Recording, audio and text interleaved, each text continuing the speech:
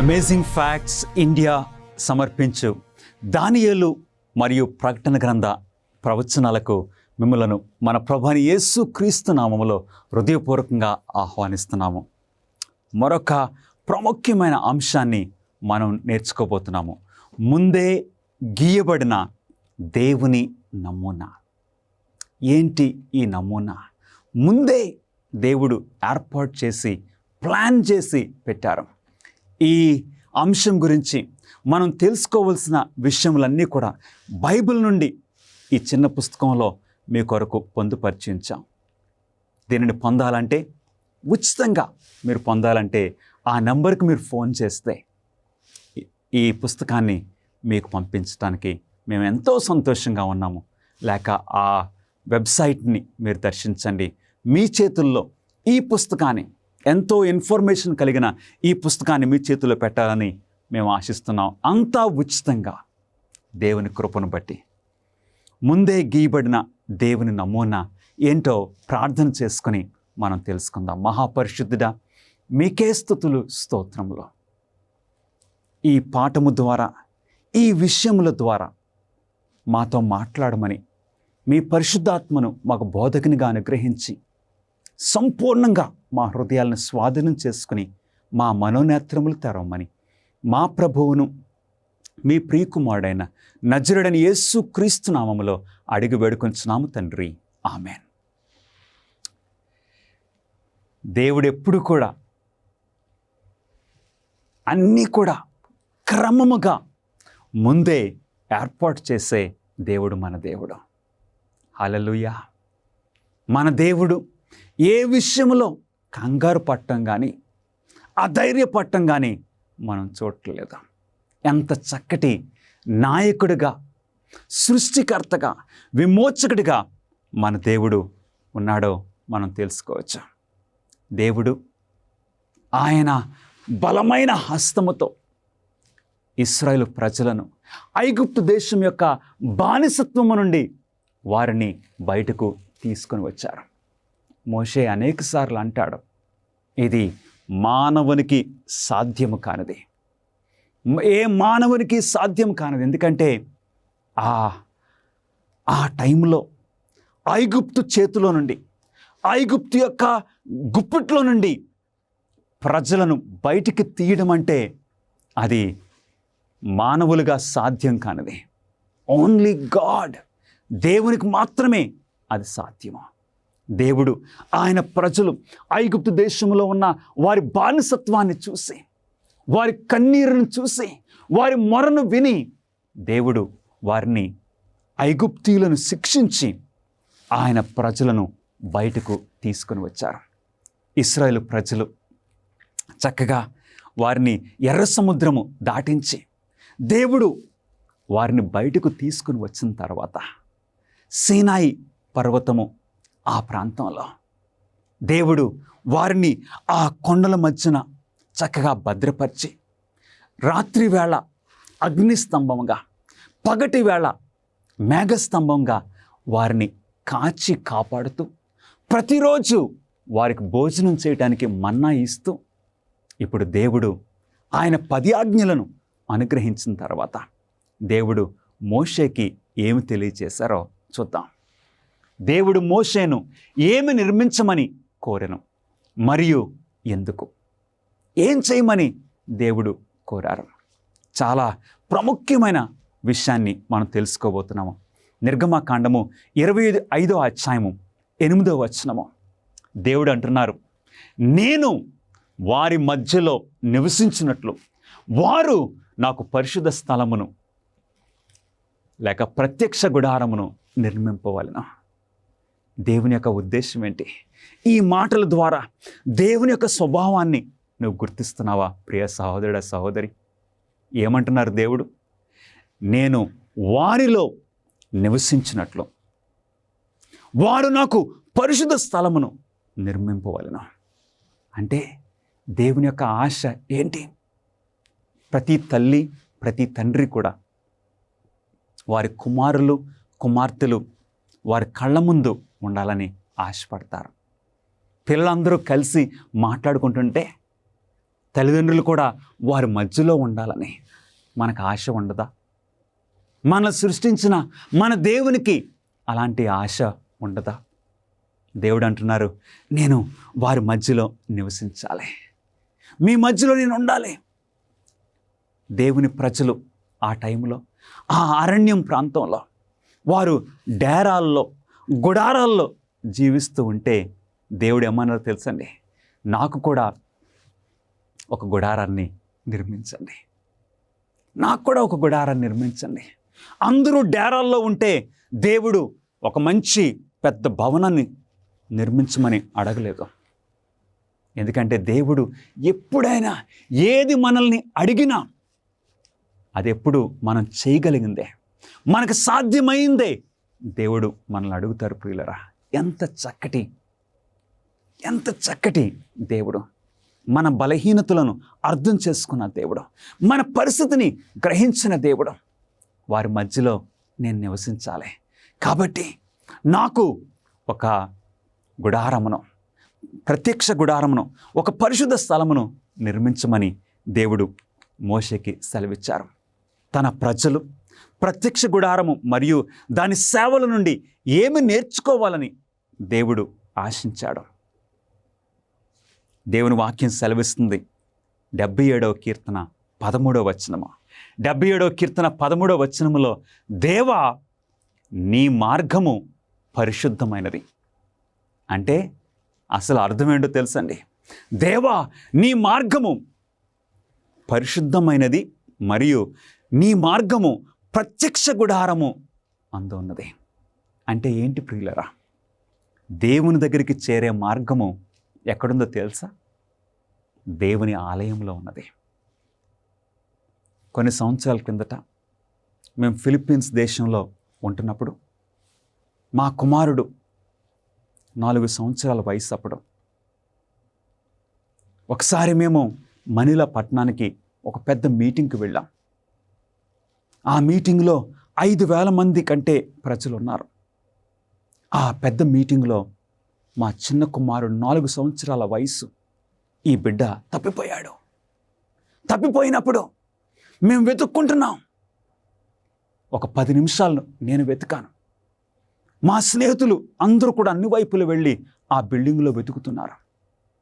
ఆ 10 నిమిషాలు 10 సంవత్సరాలుగా నాకు గడిచింది. ఏంటో తెలుసా? ఎక్కడికి వెళ్ళిపోయాడో వెతుకుతూ ఉన్నా.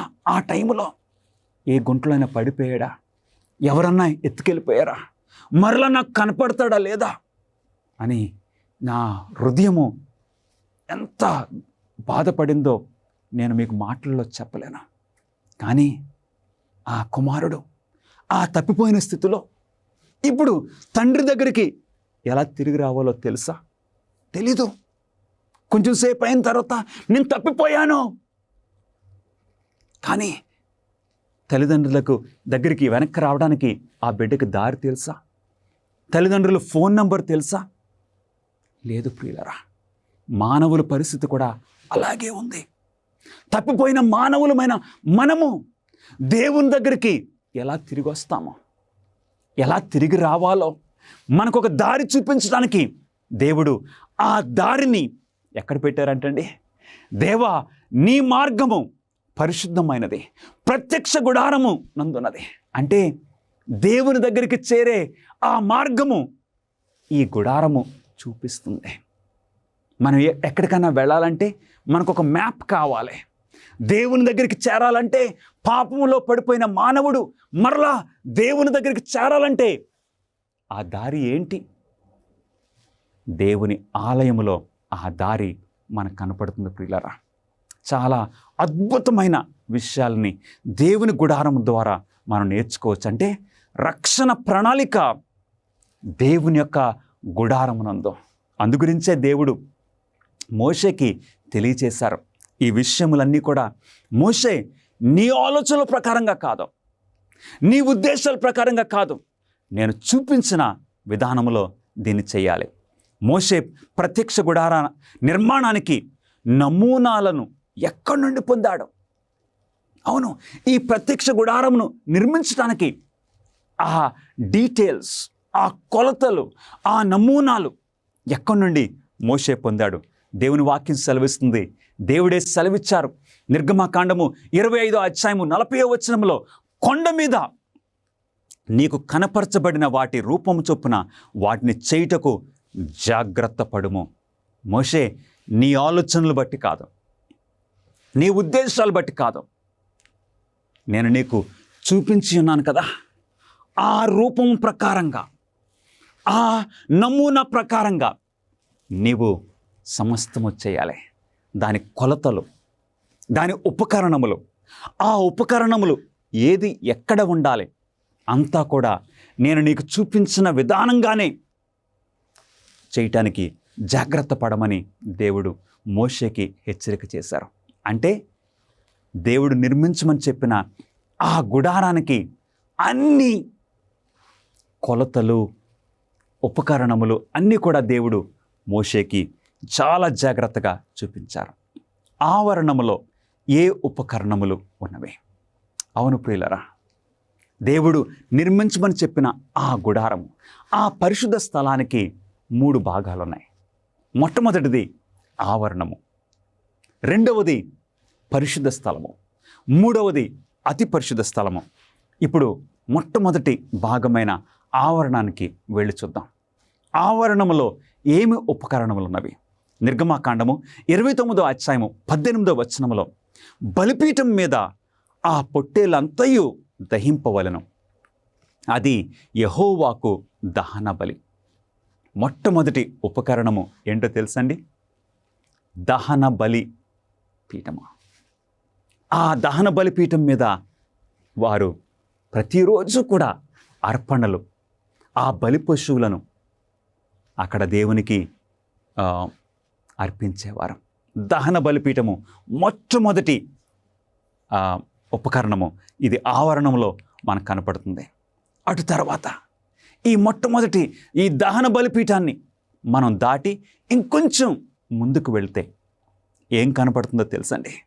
నిర్గమకాండము 30వ అధ్యాయము 17-18 వచనములు, కడుగుకొనుటకు నీవు ఇత్తడితో దానికి ఒక గంగాళమును, ఇత్తడి పీటను చేసి ప్రత్యక్షపు గుడారమునకు బలిపీఠమునకు నడుమ దానిని ఉంచి నీళ్లతో నింపవలెను.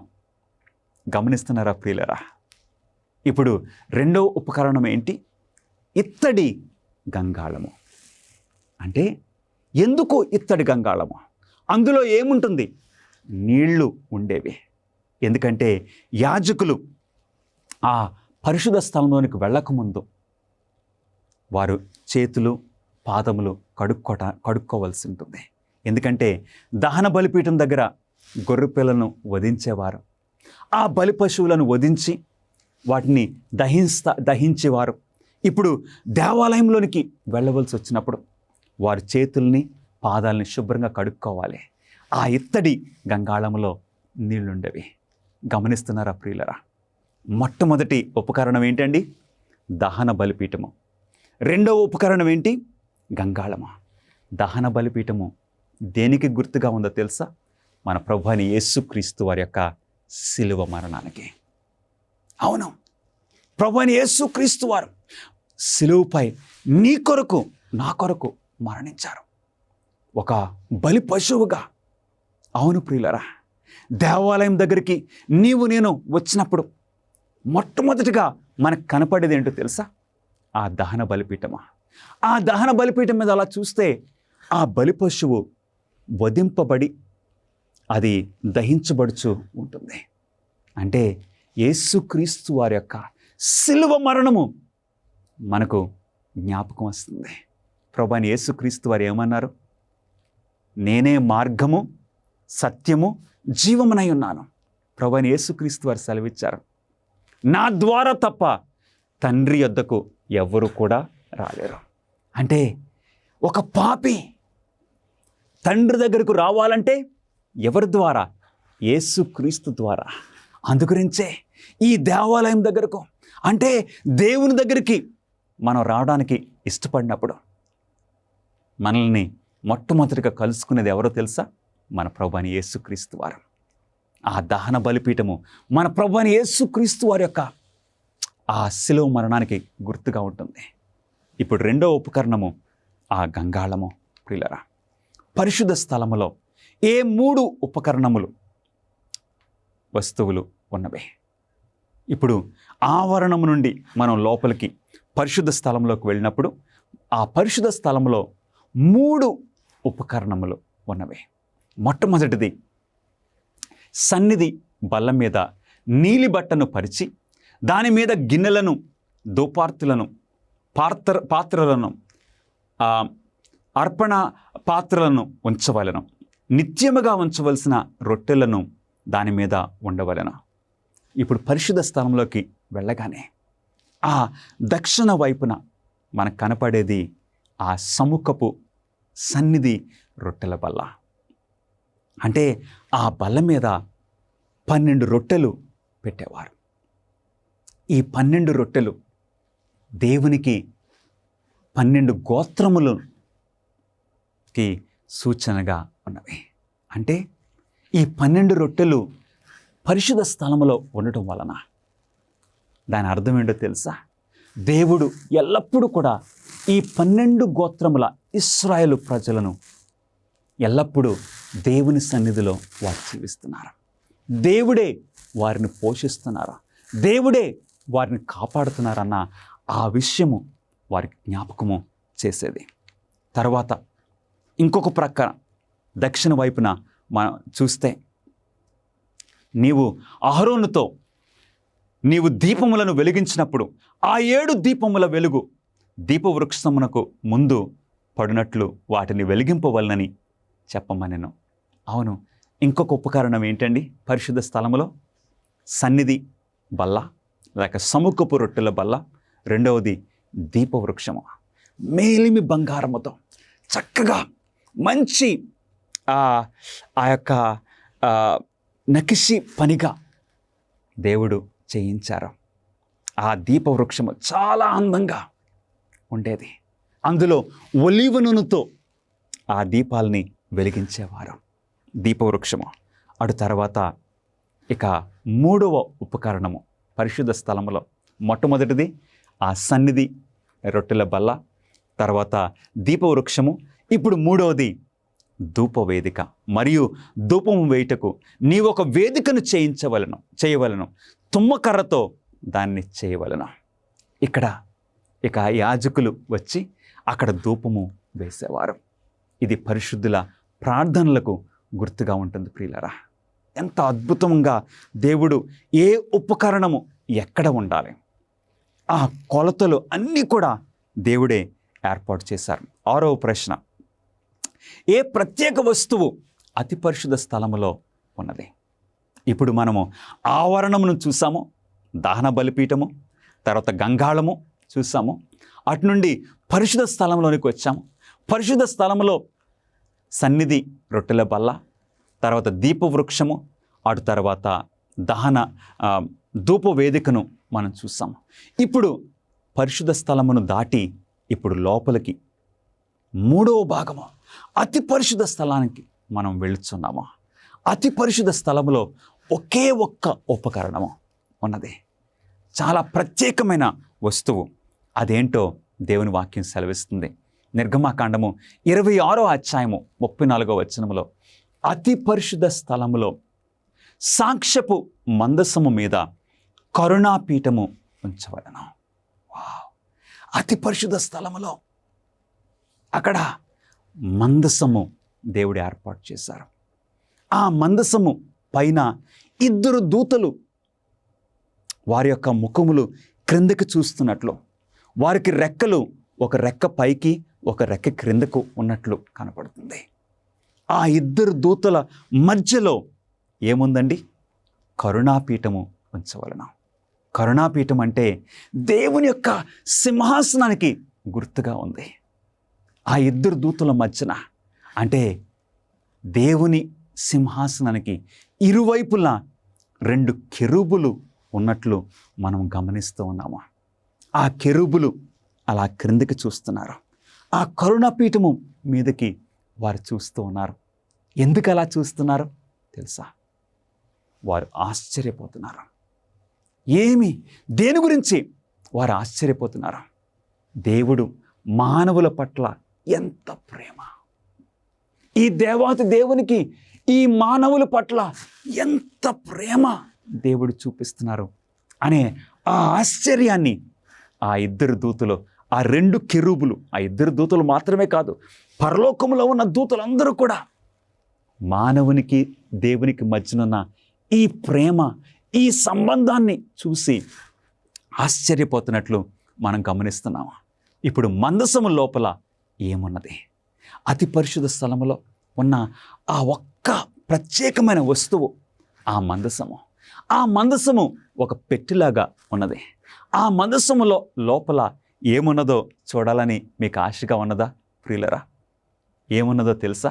నిర్గమకాండము 25వ అధ్యాయము 20-21 వచనాల్లో, నీవు ఆ కరుణాపీఠమును ఎత్తి ఆ మందసం మీద ఉంచవలెను, నేను నీకిచ్చు శాసనములను ఆ మందసములో ఉంచవలెను. గమనిస్తున్నారా ప్రియులరా? ఆ మందసములో ప్రాముఖ్యమైన విషయం ఏంటో తెలుసా అండి? ప్రాముఖ్యమైనది ఏమన్నా తెలిసింది? ఆ పెట్టెలో దేవుడు కొండ మీద ఆయన స్వహస్తముతో రాసి మోషేకు 10 ఆజ్ఞలు ఇచ్చారే, ఆ 2 రాతి పలకల్లో 10 ఆజ్ఞలు ఇచ్చారు కదా, ఆ 2 రాతి పలకలు, 10 ఆజ్ఞలు కలిగిన ఆ 2 రాతి పలకలను దేవుడు జాగ్రత్తగా తీసుకుని వెళ్ళి ఆ మందసములో ఉంచాలి. కాబట్టి ఆ పెట్టెలో అతి పరిశుద్ధ స్థలములో ఉన్న ఆ మందసములో ఏమున్నావండి? దేవుని యొక్క శాసనములో దేవుడు తన స్వహస్తముతో రాసిచ్చిన 10 ఆజ్ఞలు. మరలా ఒక చిన్న మన్నాతో ఉన్న బుడ్డి ఒకటి, తర్వాత మరి చిగురించిన అహరోను కర్ర కూడా అందులో ఉన్నాయి. కానీ ప్రాముఖ్యంగా ఈ పెట్టెలో దేవుడు ఇచ్చిన శాసనాలు మనకు కనపడుతున్నాయి. ద్వితీయోపదేశకాండము 10వ అధ్యాయము 4-5 వచనాల్లో, మీతో పలికిన 10 ఆజ్ఞలను మునుపు రాసినట్టు యెహోవా ఆ పలకల మీద రాసెను. యెహోవా వాటిని నాకిచ్చిన తర్వాత నేను తిరిగి కొండ దిగి వచ్చి నేను చేసిన మందసములో ఆ పలకలను ఉంచితిని. యెహోవా నాకు ఆజ్ఞాపించినట్లు వాటిని దానిలో ఉంచితిని. ఎవరు మాట ప్రకారంగా? దేవుని మాట ప్రకారంగా. దేవుడు రాసిచ్చిన ఆ 10 ఆజ్ఞలను మోషే అతి పరిశుద్ధ స్థలములో ఆ నిబంధన మందసంలో పెట్టమని దేవుని మాట ప్రకారంగా దేవుడు మోషే చేశాడు. గమనిస్తున్నారా నా ప్రియ స్నేహితులారా? దీని అర్థం ఏంటి? రక్తము చిందింపబడకుండా పాప క్షమాపణ కలగదు. అంటే ఆ పెట్టి లోపలేమో దేవుడిచ్చిన 10 ఆజ్ఞలు, ఆజ్ఞాతిక్రమమే పాపము. దేవుడిచ్చిన 10 ఆజ్ఞలు ఆ పెట్టి లోపల, ఆ పెట్టి పైన కరుణాపీఠము. గమనిస్తున్నారా? ఆ కరుణాపీఠములో అంటే పాపం చేసిన మనము, పాపం వలన వచ్చే జీతము మరణము. నీవు నేను మరణించాలి ప్రియ సహోదరి సహోదరుడా. కానీ ఆ ఆజ్ఞలు పైన ఏమున్నదండి? కరుణాపీఠము. కరుణాపీఠము దేవుని యొక్క సింహాసనానికి గుర్తుగా ఉంది. అంటే యేసుక్రీస్తు వారి ద్వారా మనకు కరుణ, మనకు క్షమాపణ, ఆయన రక్తము ద్వారా మనకు పాపక్షమాపణ కలుగుతుందని అది చూపిస్తుంది. మత్తయి సువార్త 26వ అధ్యాయము 28వ వచనంలో ఇది నా రక్తము అనగా పాప క్షమాపణ నిమిత్తము అనేకుల కొరకు చిందింపబడుచున్న నిబంధన రక్తము. అందుకే ఆ మందసానికి పేరేంటండి? నిబంధన మందసము. అవును ప్రియులరా, మనమందరం పాపం చేసిన వారమే, ఆ 10 ఆజ్ఞలను మీరిన వారమే. అందుకు మన గురించి దేవుడు కరుణాపీఠము, కరుణ, వాత్సల్యత, క్షమాపణ దేవుడు మన కొరకు, నీ కొరకు ప్రత్యేకంగా నా కొరకు ఏర్పాటు చేశారు. విచ్ఛిన్నమైపోయినటువంటి ప్రపంచంలో దేవుని యొక్క ప్రణాళిక ప్రవచనాల ద్వారా మీరు తెలుసుకోవాలని కోరుతూ ఉన్నారా? ఆచరణాత్మకమైనటువంటి గొప్ప సవాళ్లను మీరు ఎదుర్కోవాలనుకుంటే మిమ్మల్ని ఉత్తేజపరుస్తున్నాం, ఉత్సాహపరుస్తున్నాం. అమేజింగ్ ఫ్యాక్ట్స్ వారు బైబిల్ చదువుకునేటువంటి గైడ్స్ మీ కొరకై 27 పుస్తకాలను మీకు అనుగ్రహిస్తున్నారు. అద్భుతమైనటువంటి గ్రాఫిక్స్ ద్వారా మీరు అర్థం చేసుకోవడానికి నేరుగా మీకు సమాధానం దయచేస్తూ ఉన్నారు. ప్రతి చదువుకునేటువంటి ఈ గైడ్ ద్వారా బైబిల్లో సరైన సమాధానం గ్రహించుకోగలరు. మీ జీవితంలోని ప్రాముఖ్యమైన ప్రశ్నలకు సమాధానం ఇస్తుంది. ఏ విధంగా మీరు సంబంధాన్ని పెంచుకోగలరు, ప్రభువైన యేసుక్రీస్తు వారు ఎప్పుడు రాబోతూ ఉన్నాడు, ఇంకా ఎన్నో విషయాలను తెలుసుకోవచ్చు. భవిష్యత్తులో ఈ యొక్క విలువైన విషయాన్ని కోల్పోకండి. మీ జీవితాన్ని రూపాంతరపరుస్తూ ఉన్నాయి అమేజింగ్ ఫ్యాక్ట్స్ వారు ఇచ్చేటువంటి బైబిల్ చదువుకునే పుస్తకం. ఇవి మీకు ఇంగ్లీష్ లోను, హిందీ, తమిళ్, తెలుగులో మీకు లభిస్తూ ఉన్నాయి. వేచి ఉండకండి, వెంటనే మీ యొక్క స్టడీ గైడ్స్ ను ఇప్పుడే ఆర్డర్ చేయండి. AFTV.in అనేటువంటి మా వెబ్సైట్ ని సంప్రదించి వెంటనే పొందండి. 8వ ప్రశ్న, పాపము నిమిత్తము జంతువులను బలి ఇచ్చినప్పుడు పాపమునకు ఏమి జరిగెను? అవును, ఆ గుడారము దగ్గర బలి పశువులను వధించేవారు. ఆ బలి పశువులను వధించినప్పుడు పాపానికి ఏం జరుగుతుంది? ఒక పాపి వచ్చి ఒక బలి పశువును, ఒక గొర్రెపిల్లను వధించినప్పుడు ఏం జరుగుతుందో దేవుని వాక్యం మనకు సెలవిస్తుంది. లేవీకాండము 1వ అధ్యాయము 4వ వచనములో, అతడు దహన బలిగా అర్పించు పశువు తల మీద తన చెయ్యి ఉంచవలెను. అతని నిమిత్తము ప్రాయశ్చిత్తము కలుగునట్లు అది అతని పక్షమున అంగీకరింపబడును. అతడు యెహోవా సన్నిధిని ఆ కోడెదూడను వధించవలెను. ఏం జరుగుతుంది?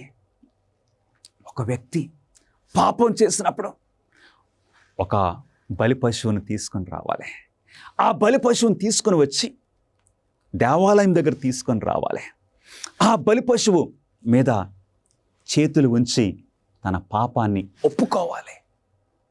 ఒప్పుకున్న తర్వాత ఆ పాపి ఆ బలి పశువును వధించాలి. అంటే ఏం జరుగుతుందో తెలుసండి? ఇక్కడ ఒక పాపి దాని మీద ఆ బలి పశువు మీద చేతులుంచి పాపాన్ని ఒప్పుకున్నప్పుడు పాపము ఈ పాపి నుండి ఆ బలి పశువు మీదకి బదిలీ అవుతుంది, ట్రాన్స్ఫర్ అవుతుంది. గమనిస్తున్నారా? మన పాపములను బట్టి మన ప్రభువైన యేసుక్రీస్తు వారు శిక్షించబడ్డారు, వధించబడ్డారు. ఒకరోజు యోహాను అన్నాడు, ఇదిగో లోక పాపములను మోసుకొని పోవు దేవుని గొర్రెపిల్ల. ఆయన ఏ పాపం చేయలేదు, కానీ ఆయన ఏ పాపము చేయకపోయినప్పటికీ నీ కొరకు, నా కొరకు ఆయన వధింపబడి ఉన్నారు. ఆ గుడారములో వధింపబడిన ఆ బలి పశువు మన ప్రభువైన యేసుక్రీస్తు వారికి సూచనగా ఉన్నది. నా ప్రియ సహోదరి, సహోదరుడా, అందుగురించి ఇప్పుడు ఏం జరుగుతుంది? ఆ వ్యక్తికి పాపక్షమాపణ కలుగుతుంది. ఒకసారి ఆ బలి పశువును తీసుకుని వచ్చి ఆ పాపి చేతులుంచి పాపాన్ని ఒప్పుకున్న తర్వాత ఆ బలి పశువును వధించిన తర్వాత ఇప్పుడు పాపము బదిలీ అయిందని మనం తెలుస్తూ ఉన్నాము. ఇప్పుడు ఆ పాపి ఇక చక్కగా ఇంటికి వెళ్ళిపోవచ్చు. పాపము పోయిన వానిగా, పాపము కడగబడిన వ్యక్తిగా ఇంటికి వెళ్ళొచ్చు. జనాంగం అంతటి కొరకు బలి పశువును అర్పించినప్పుడు పాపమునకు ఏమీ జరిగను. ఇప్పుడు ఇశ్రాయేలు సమాజం అంతా కూడా పాపం చేస్తే వారి అందరి పాపానికి ఒక కోడె దూడను వధించాలి. వధించినప్పుడు ఏం జరుగుతుంది? యాజకుడు ఏం చేస్తారో తెలుసండి? ఆ యాజకుడు ఆ రక్తములో ఆ బలి పశువును వధించిన తర్వాత ఇప్పుడు యాజకుడు ఆ రక్తాన్ని ఒక గిన్నెలో తీసుకోవాలి. ఆ రక్తాన్ని తీసుకున్న తర్వాత యాజకుడు ఏం చేస్తున్నాడు? ఆ యాజకుడు ఆ రక్తములో తన వేలు ముంచి అడ్డతెర వైపున యెహోవా సన్నిధిని 7 మార్లు దాన్ని ప్రోక్షించవలెను. అవును, ఇప్పుడు ఏం జరుగుతుంది? ఆ పాపము ఇప్పుడు ఎక్కడికి వెళ్ళిందండి? ఆ సమాజం నుండి అందరూ వారు చేసిన పాపము ఇప్పుడు ఎక్కడికి బదిలీ అయింది? దేవాలయంలో ఉన్న పరిశుద్ధ స్థలానికి, అతి పరిశుద్ధ స్థలానికి మధ్యలో ఉన్న ఆ తెరకు బదిలీ అయింది. గమనిస్తున్నారా? Transfer of sin. యేసు మన కొరకు ఏ 2 ప్రత్యక్ష గుడారపు చిహ్నాలను లేక గుర్తులను నెరవేర్చాడు. అవును, గమనిస్తున్నారా ప్రియులరా? మన ప్రభువైన యేసుక్రీస్తు వారు మొట్టమొదటిగా కొరింథీయులకు రాసిన మొదటి పత్రిక 5వ అధ్యాయము 7వ వచనములో క్రీస్తు అను మన పస్కా పశువు మన కొరకు వధింపబడిన. గమనిస్తున్నారా? ఆ గుడారము దగ్గర వధింపబడిన ప్రతి బలి పశువు ఎవరికి గుర్తుగా ఉన్నదండి? నీ రక్షకుడు, నా రక్షకుడైన మన ప్రభువైన యేసుక్రీస్తు వారికి గుర్తుగా ఉన్నారు. మన పస్కా పశువు, మన పస్కా బలి అర్పణైన మన ప్రభువైన యేసుక్రీస్తు వారికి. ఎందుకంటే నిజంగా ఆ గొర్రెలను వధించడం వలన పాపక్షమాపణ రావడం లేదా? ఆ గొర్రె ఎవరికి చిహ్నంగా ఉన్నది? మన ప్రభువైన యేసుక్రీస్తు వారికి. నేను మరణించవలసిన స్థానంలో ఆయన నా కొరకు మరణించారు. ఒక దేవుడు పాపి అయిన నా కోసం మరణించటమా? ఎంత అద్భుతమైన విషయము గురించి ఈ బైబిల్ బోధిస్తుంది. ఎంత ప్రేమ మన ప్రభువైన యేసుక్రీస్తు వారు మన పట్ల వ్యక్తపరిచారు. శాశ్వతమైన ప్రేమ. కాబట్టి మొట్టమొదటిది ప్రభువైన యేసుక్రీస్తు వారు మన పస్కా బలి పశువుగా ఉన్నారు. అంత మాత్రమే కాదు, ఆ గుడారము దగ్గర ఇంకెవరు కావాలి? బలి అర్పణ మాత్రమే కాదు, యాజకుడు అవసరమైనది. హెబ్రీయులకు రాసిన పత్రిక 4వ అధ్యాయం 14వ వచనంలో ఆకాశ మండలము గుండా వెళ్ళిన దేవుని కుమారుడైన యేసు అను గొప్ప ప్రధాన యాజకుడు మనకున్నాడు. హల్లెలూయా! మన ప్రధాన యాజకుడు మన ప్రభువైన యేసుక్రీస్తు వారు. యేసుక్రీస్తు వారు కేవలము బలి పశువు మాత్రమే కాదు, ఆయన పస్కా గొర్రెపిల్ల మాత్రమే కాదు, ఆయన మన ప్రధాన యాజకుడు కూడాను. హల్లెలూయా! మన ప్రధాన యాజకుడు. ఈ భూమి మీద ఉన్న ప్రధాన యాజకులు వారు ముసలివారైపోయి వారు చనిపోయేవారు. అవును, తర్వాత ఇంకొక ప్రధాన యాజకుడు రావాలి. కానీ మన ప్రధాన యాజకుడైతే ఆయనకి మరణం లేదు. నిత్యము నీ కొరకు నా కొరకు విజ్ఞాపన చేయటానికి మన ప్రభువైన యేసుక్రీస్తు వారు ఎల్లప్పుడూ జీవిస్తూ ఉన్నారు. ఈ భూమి మీద ఉన్న ఆ ప్రధాన యాజకులైతే వారు పాపులే. వారు పాపం చేసినప్పుడు వారి పాపాలకి ముందు పాప క్షమాపణ పొందిన తర్వాత ఇతరుల కొరకు వారు విజ్ఞాపన చేయవచ్చు. కానీ మన ప్రధాన యాజకుడైన మన ప్రభువైన యేసుక్రీస్తు వారు ఏ పాపమును కూడా చేయలేదు. అంటే ప్రధాన యాజకులలో శ్రేష్ఠుడు మన ప్రభువైన యేసుక్రీస్తు వారు. ఆయన మన బలి పశువు మాత్రమే కాదు, మన ప్రధాన యాజకుడు కూడా. మన ప్రియ స్నేహితులారా, యేసు మనకు ఇచ్చిన నీతి గురించి బైబిల్ ఏ 6 అద్భుతమైన వాగ్దానాలను ఇస్తుంది. 6 అద్భుతమైన వాగ్దానాలను బైబిల్ ఇస్తుంది. 1 యోహాను 1వ అధ్యాయం 9వ వచనం చాలా ప్రాముఖ్యమైన మాటలు. మన పాపములను మనం ఒప్పుకొనని ఎడల ఆయన నమ్మదగిన వాడును నీతిమంతుడును కనుక ఆయన మన పాపములను క్షమించి సమస్త దుర్నీతి నుండి మనలను పవిత్రులుగా చేయను. ఎప్పుడైతే మన పాపాలను ఒప్పుకుంటామో, అవును ప్రియులరా, ఆయన నమ్మదగిన వాడు, ఆయన నీతిమంతుడు, వెంటనే మన పాపాలను క్షమించి సమస్త దుర్నీతి నుండి మనల్ని పవిత్రులుగా చేస్తారు. ఈరోజు నీ పాపం గురించి నువ్వు బాధపడుతున్నావా? ఆ పాప భారము మోయలేక నువ్వు నలిగిపోతున్నావా? ప్రియ సహోదరుడా, సహోదరి, అది ఏ పాపమైనా సరే ప్రభువైన యేసుక్రీస్తు వారు నీతిమంతుడు, నమ్మదగిన వాడు, నీ పాపములను క్షమించి సమస్త దుర్నీతి నుండి నిన్ను విడుదల చేయడానికి ఇష్టపడుతున్నారు. ఆ 6 వాగ్దానాల్లో మనం చూద్దాం. మొట్టమొదటిది, ఆయన మన గత పాపములను తన నీతితో కప్పి మనలను నిర్దోషులుగా ఎంచెను. హల్లెలూయా. ప్రతి పాపమును, నిజంగా పాపం అనేది చాలా బరువుగా ఉంటుంది. ఒక పాపం చేసినప్పుడు ఎన్నో బస్తాల బరువు మన భుజాల మీద పెట్టినట్లు మనకు అనిపిస్తుంది. కానీ మన గత పాపములను తన నీతితో కప్పి మనల్ని నిర్దోషులుగా మన ప్రభువైన యేసుక్రీస్తు వారు ఎంచుతారు. ఈరోజు ఆ పాప భారం నుండి నీవు బయటికి రావచ్చు ప్రియ సహోదరుడా, సహోదరి. ఆ విమోచన, ఆ విడుదల మన ప్రభువైన యేసుక్రీస్తు వారి ద్వారా నీవు పొందొచ్చు. మనలను దేవుని స్వరూపంలోనికి పునరుద్ధరించనని యేసు వాగ్దానం చేశాను. మన పాపాలని ఆయన మనల్ని క్షమించడం మాత్రమే కాదు, ఏంటో తెలుసండి, మన పాపాలని క్షమించి మనల్ని ఆదిలో దేవుడు ఆయన స్వరూపంలో మనల్ని సృష్టించుకున్నారు. అంటే నీవు నేను దేవుని స్వరూపంలో చేయబడిన వారము. మన పాపాలను క్షమించి మరలా ఆయన స్వరూపంలోనికి తిరిగి మరలా మనల్ని నడిపించుకోవటానికి, మార్చుకోవడానికి మన ప్రభువైన యేసుక్రీస్తు వారు వాగ్దానం చేశారు. రోమీయులకు రాసిన పత్రిక 8వ అధ్యాయము 29వ వచనంలో ఈ చక్కటి వాగ్దానము మనకు కనపడుతుంది. దేవుని చిత్తాన్ని నెరవేర్చాలని అనే కోరికను మరియు శక్తిని యేసు మనకిస్తాడు.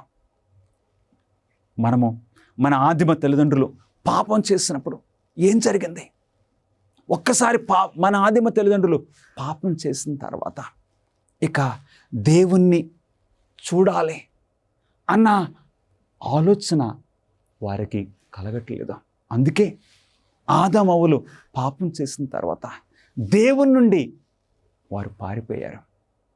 ఆ ఏదెను తోటలో ఆ పొదల చాటుకి, ఆ చెట్ల చాటుకి వెళ్ళిపోయారు. కానీ దేవుడు వెతుక్కుంటూ ఆదామవ్వల దగ్గరికి వచ్చారా? అవును ప్రియులరా, పాపం చేసిన మనస్సు దేవునికి తిరుగుబాటులో జీవిస్తుంది. కానీ ఎప్పుడైతే మన ప్రభువైన యేసుక్రీస్తు వారు మన పాపాలని క్షమిస్తారో, ఆయన చిత్తాన్ని నెరవేర్చాలన్న కోరిక మనలో పుట్టిస్తారు. కోరికను పుట్టించడం మాత్రమే కాదు, నెరవేర్చే ఆ శక్తిని కూడా మన ప్రభువైన యేసుక్రీస్తు వారు మనకు అనుగ్రహిస్తున్నారు. 4వది, దేవునికి ఇష్టమైనవి మాత్రమే చేయుటకు యేసు మనకు సహాయము చేయను. హల్లెలూయా. అవును, ఇక నుండి ప్రభువైన యేసుక్రీస్తు వారు మనల్ని క్షమించిన తర్వాత మన హృదయాన్ని ఆయన ఎలాగ మారుస్తున్నారు? ఇక దేవునికి ఇష్టమైనవి మనం చేయనట్లు మనకు సహాయం చేస్తారు. మన పాప స్థితిలో మనకిష్టమైనవి, మనకు నచ్చినవి మనం చేసుకుంటూ ఆ విధంగా పాపంలోనికి దిగిపోయాము. కానీ ఇప్పుడైతే మన ప్రభువైన యేసుక్రీస్తు వారి దగ్గరికి మనం వచ్చినప్పుడు ఇప్పుడు ఆయనకిష్టమైనవి, అంటే మనకు మేలైనవి చేయడానికి ఆయన సహాయము చేస్తున్నారు. 5వది, ఆయన పాపరహితమైన జీవితమును మరియు ప్రాయచిత్త మరణమును మనకు ఆరోపించడం ద్వారా మరణ శిక్షను ఆయన తొలగిస్తారు. హల్లెలూయా. యేసుక్రీస్తు వారి దగ్గరికి ఈరోజే నీవు రావచ్చు ప్రియ సహోదరుడా, సహోదరి. ఆయన దగ్గరకు వచ్చినప్పుడు అవును, మన మరణ శిక్షను సంపూర్ణంగా తొలగిస్తున్నారు. ఎందుకంటే క్రీస్తునందున్నవారు ఒక నూతన సృష్టిగా మార్చబడుతున్నారు. అలాంటి ఆ నూతన అనుభవము కలగాలని నీవు ఆశపడుతున్నావా? అవును, ఆ పాప భారము నుండి విడుదల అవ్వాలని నీకు ఆశ కలుగుతుందా? ఒక క్రొత్త జీవితాన్ని నేను జీవించాలి అని నీకు ఆశ కలుగుతుందా? యేసుక్రీస్తు వారి ద్వారా నీకు నాకు కలుగుతుంది. ఆ మరణ శిక్షను ఆయన తొలగిస్తున్నారు, మనల్ని బయటకు నడిపిస్తున్నారు. ఆయన తిరిగి వచ్చే వరకు మనలను నమ్మకంగా ఉంచుటకు సహాయపడు బాధ్యతను యేసు స్వీకరించిన. ఎంత అద్భుతమో ప్రియ సహోదరుడా, సహోదరి. ఆయన తిరిగి వచ్చే వరకు మనకు సహాయం చేయడానికి. అంటే యూదా రాసిన పత్రిక 24వ వచనములో తొట్టిల్లకుండా నిన్ను కాపాడుటకు, అంత మాత్రమే కాదు, నేను నిర్దోషిగా తండ్రి ఎదుట నిలబెట్టుటకు ఆయన సమర్థుడని యూదా రాసిన పత్రిక 1వ అధ్యాయము 24వ వచనం తెలియజేస్తుంది. ఎంత చక్కటి దేవుడు నీకు నాకు ఉన్నారు. మనకి సహాయం చేయటానికి బాధ్యత తీసుకుంటున్నారు. తండ్రి ఎదుట మనల్ని నిలబెట్టడానికి. ఈ రోజున నీతిమంతుడగుటకు ఒకడు చేయవలసిన పని ఏదైనా ఉన్నదా? అవును, నేను నీతిమంతుడిగా అవ్వాలని నాకు ఆశ కలుగుతుంది. నీవు నీతిమంతులుగా అవ్వాలని నీకు ఆశ కలుగుతున్నప్పుడు మనం చేయవలసింది ఏదైనా ఉన్నదా? దేవుని వాక్యం సెలవిస్తుంది. మత్తయి సువార్త 7వ అధ్యాయము 21వ వచనము, ప్రభువా ప్రభువా అని నన్ను పిలుచు ప్రతివాడును పరలోక రాజ్యములో ప్రవేశింపడు గాని పరలోకమందున నా తండ్రి చిత్త ప్రకారము చేయువాడే ప్రవేశించును. అవును, కేవలం ప్రభువా ప్రభువా అనేవారు పరలోక రాజ్యంలో ప్రవేశించరు. కానీ ఎవరైతే దేవుని చిత్తాన్ని నెరవేరుస్తారో, దేవుని చిత్త ప్రకారంగా జీవిస్తారో అట్టివారు పరలోక రాజ్యంలో ప్రవేశిస్తారు. దేవుని చిత్తం అంటే ఏంటి? దేవుని చిత్తం అంటే ఏంటి? దేవుని చిత్తం అంటే దేవుడు తన చిత్తాన్ని ఆ కొండ మీద 2 రాతి పలకల మీద దేవుడు మోషేకి రాసిచ్చారు. ఏంటది? 10 ఆజ్ఞలు. దేవుని చిత్తము ఏంటి? దేవుని యొక్క 10 ఆజ్ఞలు. గమనిస్తున్నారా ప్రియులరా? దేవుని చిత్తం ఏంటి నీ జీవితంలో? ఆయన తప్ప వేరొక దేవుడు నీకు ఉండకూడదు. నీ జీవితంలో దేవుని చిత్తం ఏంటి? విగ్రహారాధన చేయకూడదు. నీ జీవితంలో దేవుని చిత్తం ఏంటి? దేవుని నామాన్ని వ్యర్థంగా ఉచ్చరింపకూడదు. నీ జీవితంలో దేవుని చిత్తం ఏంటి? విశ్రాంతి దినమును పరిశుద్ధంగా ఆచరించటము, తల్లిదండ్రులను సన్మానించటము. దేవుని చిత్తం ఏంటి? నరహత్య చేయకూడదు, దొంగిలకూడదు, వ్యభిచరింపకూడదు, అబద్ధ సాక్ష్యము పలుకకూడదు. గమనిస్తున్నారా? నీ పొరుగు వాందేది కూడా ఆశించకూడదు. దేవుని చిత్తము మన జీవితాల్లో ఏంటో తెలుసా? దేవుని ఆజ్ఞలను మనం కైకొనుచు దేవుని చిత్తాన్ని నెరవేర్చు వారంగా ఉండాలి. ఎవరైతే దేవుని చిత్తాన్ని నెరవేరుస్తారో అట్టివారు పరలోక రాజ్యంలో ప్రవేశిస్తారు. ఎందుకంటే ఆజ్ఞలను అతిక్రమించువారు దేవుని రాజ్యంలో ఎలా ప్రవేశించగలరు? ఎందుకంటే పాపము దేవుని సన్నిధిలో ఉండలేదు కదా ప్రియులారా. గమనిస్తున్నారా? మన ప్రభువైన యేసుక్రీస్తు వారు మన పాపములను బట్టి, మన అతిక్రమములను బట్టి అతడు గాయపరచబడను, అతడు నలుగొట్టబడను. అందుగురించి ఇప్పుడు యేసుక్రీస్తు వారిని అంగీకరించిన ప్రతి ఒక్కరూ కూడా దేవుని చిత్తాన్ని నెరవేరుస్తూ ఉన్నట్లు దేవుడు పిలుస్తూ ఉన్నారు. 13వ ప్రశ్న, ప్రాయశ్చిత్త దినమున ఏమి జరిగను? అవును, ప్రతిరోజు ఆ దేవాలయం దగ్గర అక్కడ అర్పణలు అవి జరిగేవి. కానీ సంవత్సరానికి ఒకసారి ప్రాయశ్చిత్త దినము అని ఉండేది.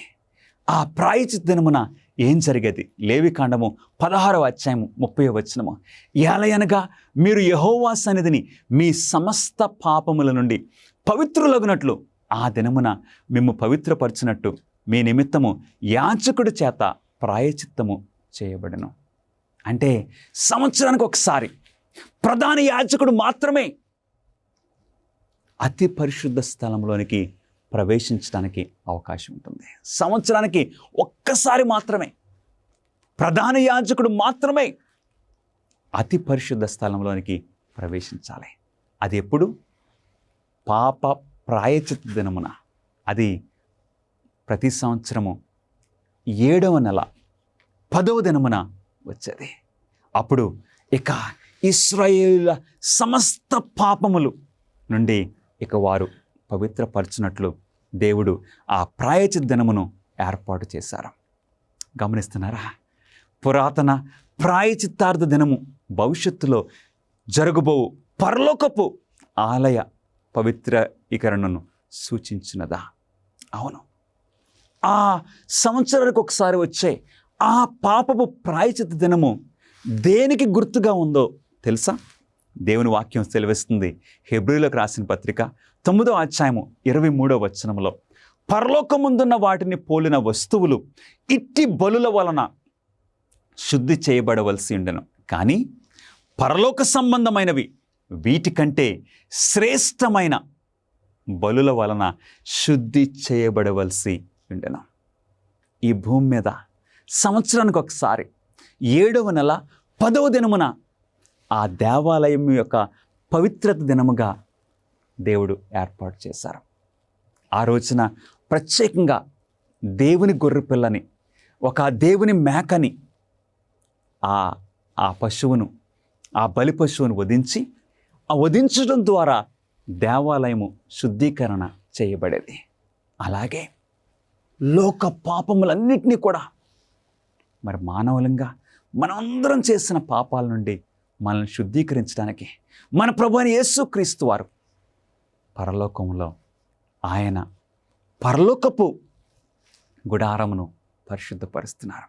మీరు అడగొచ్చు, పరలోకపు గుడారము ఎవరు అపవిత్రపరిచారు? ఏంటో తెలుసా ప్రియులరా? ఈ భూలోకంలో ఉన్న గుడారము సంవత్సరం అంతా ఆ ప్రజలు వారి పాపాలు ఒప్పుకున్నప్పుడు ఎక్కడికి బదిలీ అయ్యేవి? దేవాలయానికి, ఆ గుడారానికి ట్రాన్స్ఫర్ అయ్యేవి సంవత్సరం అంతా. అప్పుడు సంవత్సరానికి ఒక రోజున ఆ గుడారాన్ని పవిత్రపరిచేవారు. అలాగే మనము మన పాపాలను ఒప్పుకున్నప్పుడల్లా ఇప్పుడు మన పాపాలు ఎక్కడికి ట్రాన్స్ఫర్ అవుతున్నాయి? పరలోకపు గుడారంనకు. మరి పరలోకపు గుడారం కూడా మన పాపములను బట్టి అపవిత్రపరచబడింది కదా. మరి పరలోకపు గుడారము ఎలా పవిత్రపరచబడుతుంది? దేవుని వాక్యం ఏం సెలవిస్తుంది? శ్రేష్టమైన బలుల వలన శుద్ధి చేయబడవలసి ఉండెను. శ్రేష్టమైన బలి వలనే పరలోకపు గుడారము పవిత్రపరచబడుతుంది. మరి ఆ శ్రేష్టమైన బలి ఏంటి? మన ప్రభువైన యేసుక్రీస్తు వారు. హల్లెలూయా! మన ప్రభువైన యేసుక్రీస్తు వారు, ఆయన నిష్కలంకమైన రక్తము, అది శ్రేష్టమైన బలి అర్పణ. ప్రియులరా, ఈ రోజున మన ప్రభువైన యేసుక్రీస్తు వారు నిన్ను నన్ను పిలుస్తూ ఉన్నారు. ఆయన నిన్ను నీతిమంతునిగా మార్చడానికి, అవసరమైన అద్భుతాలను చేయనట్లు నీ జీవితాన్ని పూర్తిగా యేసు చేతికి అప్పగించడానికి నీవు సిద్ధంగా ఉన్నావా?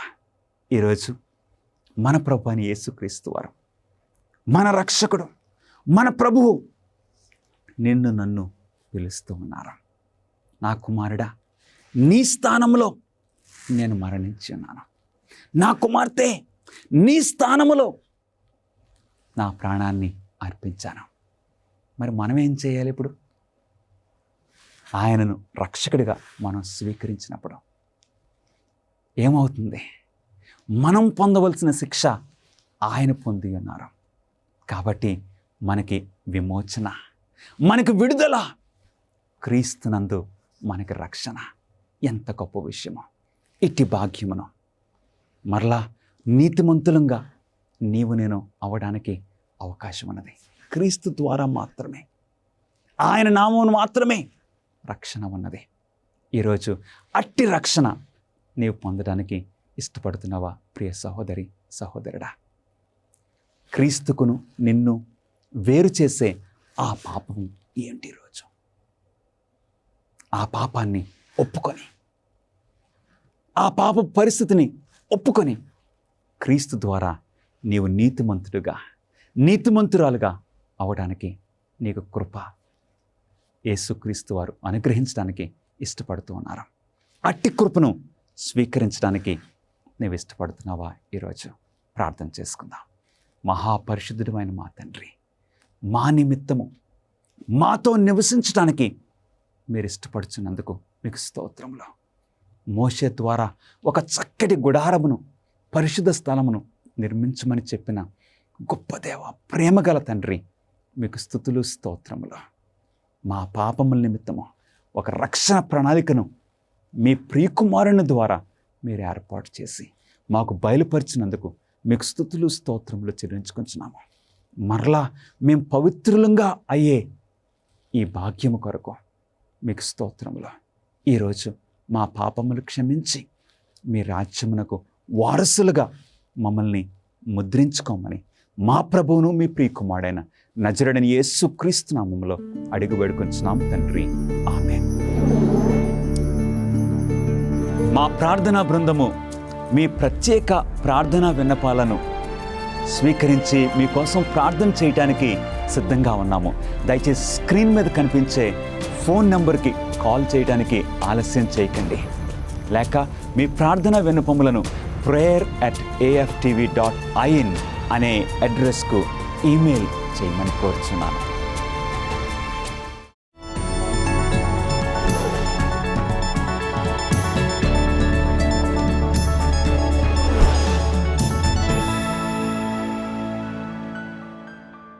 హాయ్ ఫ్రెండ్స్, మీరు కొన్ని అద్భుతమైన వాస్తవాలను వినాలని అనుకుంటున్నారా? ప్రస్తుతం మనం మనీలా బే మీదుగా 26 మైళ్ల కొరిగిడోర్ ద్వీపానికి రవాణా చేస్తున్న ఫెర్రీ వంతెనపై ఉన్నాం.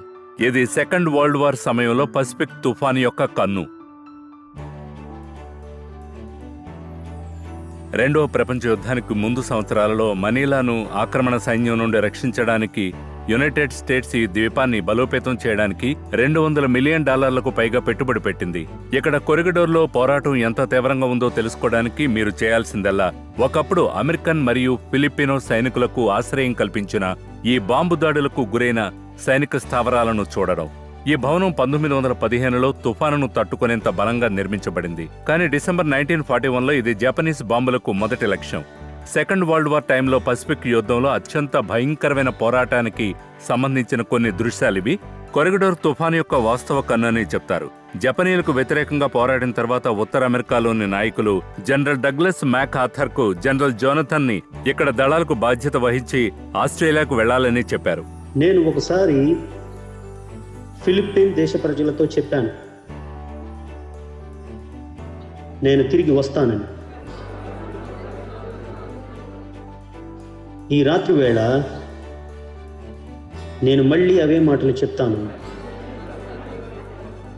నేను తిరిగి వస్తాను. జనరల్ జోనథన్ ఎం వైన్రైట్ ఒక అద్భుతమైన సైనికుడు. అతను సైనికుల మనమడు మరియు కుమారుడు మరియు అతను చాలా ధైర్యవంతుడు. అతను జపాన్ ఆక్రమణదారులను ఎదుర్కొని పోరాడారు. కానీ కొంతకాలం తర్వాత అధిక సంఖ్యలో ఉన్నవారు వారి సరఫరాలను తగ్గించారు. నిరంతరం బాంబు దాడి తర్వాత నీరు అయిపోయింది, ఆహారం అయిపోయింది, మందుగుండు సామాగ్రి అయిపోయింది. తన సైనికులను రక్షించడానికి తాను చేయగలిగేది లొంగిపోవడమని అతనికి తెలుసు. యుఎస్ మరియు మిత్ర రాజ్యాల దళాలు లొంగిపోయిన తర్వాత ఖైదీలను కొరిగిడోర్ నుండి బెటాన్ ద్వీపకల్పానికి ఫెర్రీ ద్వారా బదిలీ చేశారు. చారిత్రాత్మకంగా బెటాన్ డెత్ మార్చ్ అని పిలువబడే సమయంలో వేలాది మంది మరణించారు. వారు ఆకలి, దాహం, వ్యాధితో మునిగిపోయి వారిని బంధించిన వారి క్రూరత్వంతో చంపబడ్డారు.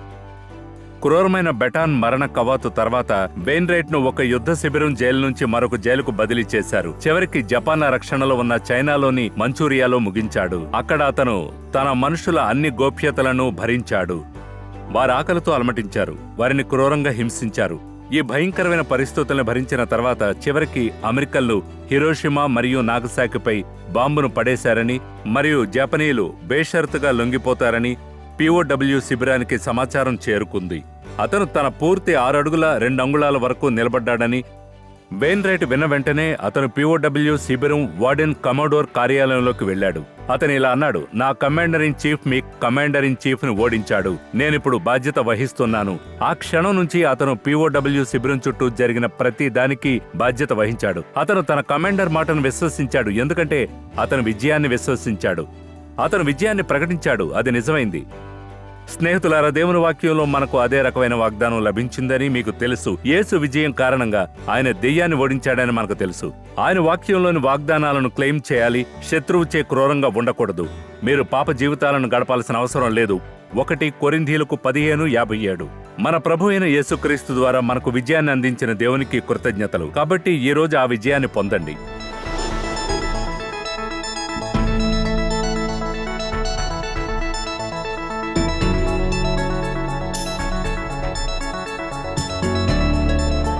మరిన్ని అమేజింగ్ ఫ్యాక్ట్స్ వీడియోల కోసం మా యూట్యూబ్ ఛానల్ దర్శించండి. సబ్స్క్రైబ్ చేయడం మర్చిపోవద్దు.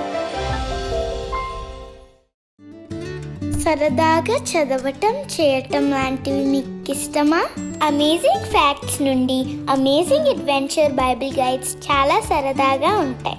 ఎందుకంటే మీరు బైబిల్ గురించి నిజంగా మంచి విషయాలు నేర్చుకుంటారు. ప్రతి పుస్తకం ఎంతో రంగురంగులుగా మరియు సరదా పజిల్స్ మరియు ప్రశ్నలతో నిండి ఉంటుంది.